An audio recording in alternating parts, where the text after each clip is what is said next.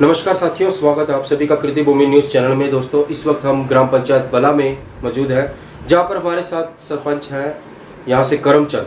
तो करमचंद बल्ला जी से बात करेंगे हम कि गांव के विकास कार्यों को लेकर क्या क्या इन्होंने विकास कार्य कराए हैं और कौन सी ऐसी समस्याएं हैं जो गाँव में ज्यों की त्यों बनी हुई हैं। तो करमचंद जी, आपका स्वागत है कृति भूमि न्यूज़ चैनल में। धन्यवाद। कृति भूमि चैनल के माध्यम से मैं आप सबका स्वागत करना चाहता हूं और आप टीम का भी हार्दिक धन्यवाद है। सरपंच साहब, एक चीज़ बताइए सबसे पहले कि गांव में आपने जब से कमान संभाली है तब से लेकर अब तक कौन कौन से विकास कार्य आपने स्टार्ट कर दिए हैं गांव में? मेरे गांव के अंदर सबसे पहले तो सफाई की चरमराई हुई थी व्यवस्था, क्योंकि यहाँ पर सफाई नहीं हो पा रही थी।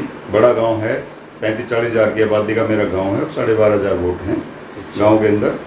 लेकिन सबसे पहले मैंने क्या किया है, जेसीबी, लेबर और ट्रैक्टर ट्रैली वगैरह करके सारे गांव में सफाई, नालों की सफाई, नालियों की सफाई वो कराई है। उसके बाद जो भी समस्याएं थी, गलियां बनवाई हैं।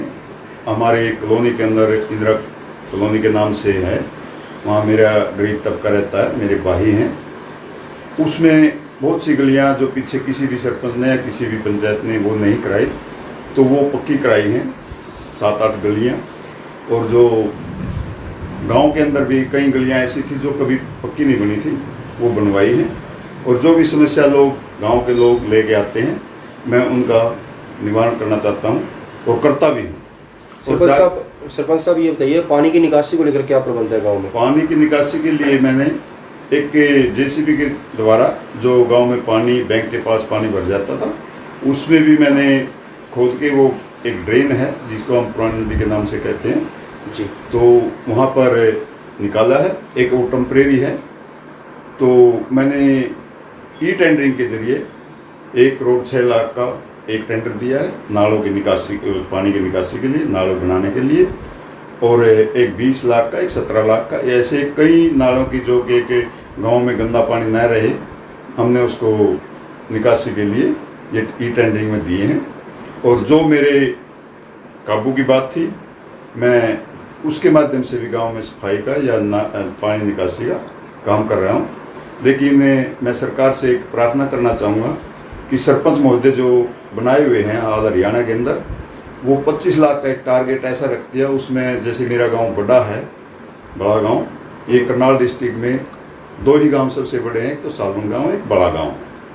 तो इनमें ना 25 लाख की एक लिमिट जो बनाई हुई है गवर्नमेंट ने, उसमें काम नहीं चलता।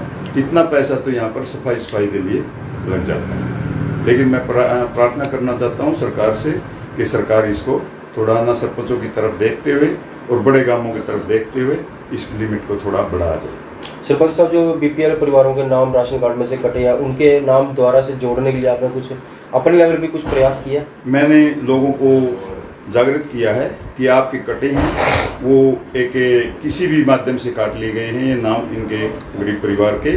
मैं उनको जुड़वाने के लिए CSC सेंटर और अपने लेवल पर भी लोगों को ये जागरूक करता हूं कि आप CSC सेंटर जाइए, BDO दफ्तर जाइए, ताकि वो वहाँ जाके आपका समाधान हो सके। मुख्यमंत्री जी एक योजना चलाई थी कि हर बुजुर्ग व्यक्ति को घर बैठे बुढ़ापा पेंशन दी जाएगी।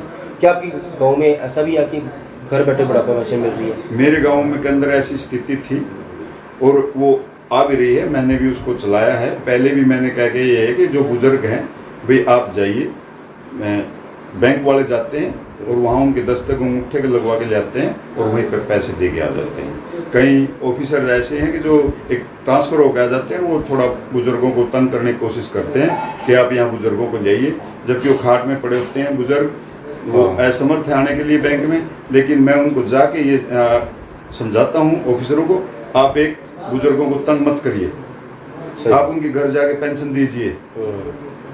तो ये व्यवस्था मैंने की है। कोई भी एक आते हैं जो भी समस्याएं हैं गांव की, मैं उनको है ना तुरंत जाके अफसर के माध्यम से, या अपने कल भी SDM साहब आए हुए थे, मेरे एक नाले की निकासी थी, SDM थे, PWD SDO थे, JE थे, हमारे सेक्रेटरी थे, जो भी प्रशासन एक अमला आया हुआ था उनके साथ मैं था। तो मैंने जो समस्या गांव की थी वो रखी SDM सर के सामने।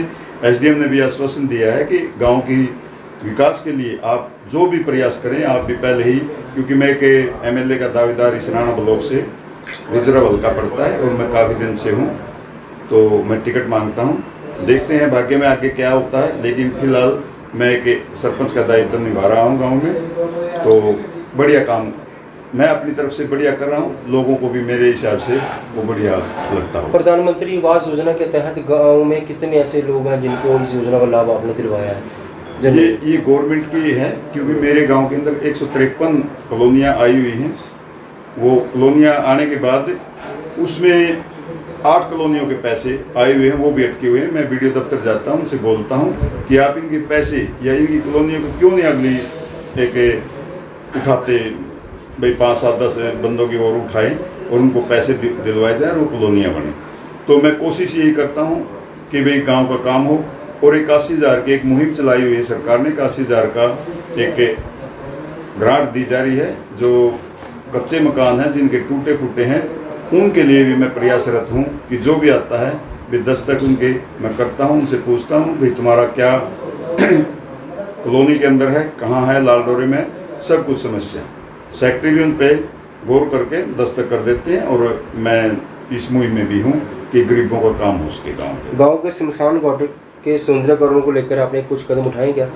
गांव के अंदर मेरे 5-6 शमशान घाट हैं, 5 शमशान घाट हैं। मैं सभी के लिए वहाँ पर मनरेगा के तहत भी काम कराया गया है, मनरेगा से काम चल भी रहा है और सफाई अभियान भी कराया है। वहाँ पर कामरुस घास वगैरह खड़ी होती है तो उसको भी साफ सफाई और भर्त वगैरह का काम कराया है। ठीक है जी। इसके अलावा मैं आपसे पूछना चाहूँगा, गांव की स्कूल व्यवस्था कैसी है? स्कूल व्यवस्था मेरे गांव में 4-5 स्कूल हैं, सरकारी स्कूल हैं और प्राइवेट भी काफ़ी हैं।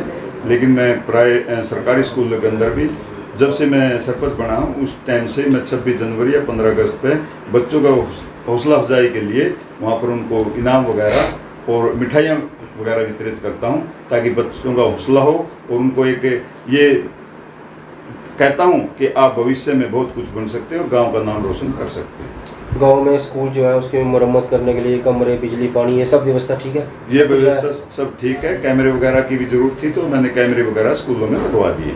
अच्छा, गाँव वासियों के स्वास्थ्य को लेकर डिस्पेंसरी की क्या पोजीशन है गाँव में? गाँव के अंदर मेरा CSC सेंटर है और वहाँ पर भी डॉक्टर हैं, कई डॉक्टर हैं, SMO बैठते हैं, चांदवाला के नाम से SMO है। और मेरे गांव के अंदर एक मिनी डिस्पेंसरी भी है। मैं समय समय पर डिस्पेंसरी और हॉस्पिटल का निरीक्षण भी करता हूँ, ITI वगैरह में भी जाता हूँ, स्कूल वगैरह में जाता हूँ, ताकि मेरे गांव में सुचारू रूप से एक प्रगति की तरफ गांव बढ़े। पीने के पानी की क्या व्यवस्था है? पानी की व्यवस्था मेरे गाँव में के अंदर है ना 15-16 टंकियाँ हैं, जिनको हम वाटर सप्लाई की टंकी बोल देते हैं, ऑपरेटर वगैरह हैं। मैं उनकी भी मीटिंग लेता रहता हूँ कि आप सुचारू रूप से जो चलाएं और लोगों को किसी प्रकार की समस्या ना, जो ऊंचे स्थान पे पानी नहीं पहुंच पा रहा है तो आप वहाँ भी पानी पहुँचाने की व्यवस्था करें। बात करते हैं गांव की सफाई व्यवस्था को लेकर, जोड़ों की सफाई को लेकर क्या पोजीशन है इस वक्त? मेरे गांव के अंदर 6-7 जोड़ हैं, 7। तो वो एक स्कीम के तहत, जो प्रधानमंत्री की स्कीम थी उसके तहत वो खुदाई करके है ना उसको सही किया गया है, उसकी बाड़ बनाई गई है चारों तरफ से, तो बढ़िया व्यवस्था है जोड़ों की।